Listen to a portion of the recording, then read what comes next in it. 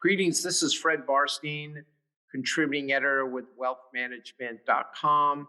I'm here with Joe Smolen, who is the head of sales for Empower, and wanted to ask him a few questions after our record keeper roundtable. Welcome, Joe. Thanks, Fred. Thanks for the opportunity. First question I had for you, based on some of our discussion, we all think that there's going to be a real explosion in the startup and small plan market, given the state mandates and the potential tax incentives with Secure 2.0, as well as the ability to use, these MAPs or PEPs or GOPs. The question I have, who's going to sell them and who's going to service them? Because the retirement plan advisors, they have a certain minimum. We haven't seen a drove of wealth advisors be interested in this. How do you think it's going to play out over the next, 3 to 5 years? Yeah, thanks for the question, Fred. We're already seeing a demand significantly up in that startup and micro space. Right. Empower prospect activities up 45% year over year in that startup and under $1 million space, which is translating to plan sales being up nearly 30% in that same space.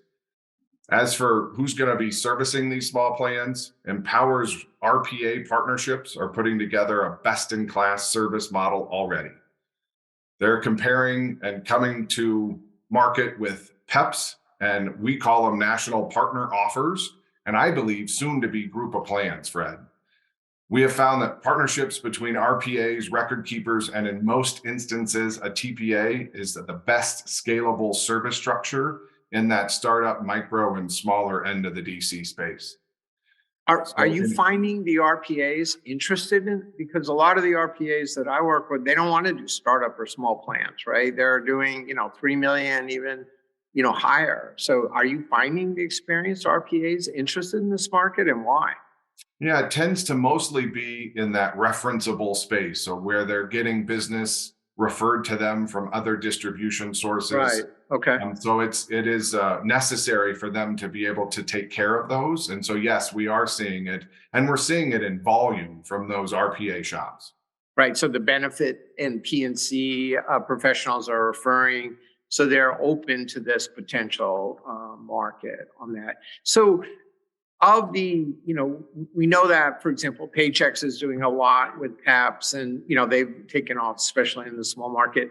But of the PEPs and the GOPs and the MEPs, what do you think is going to be the most prevalent long-term in that small to startup market? While PEPs have not taken the marketplace by storm, I do believe that they have and will continue to have a value proposition that will resonate with some plan sponsors, Fred.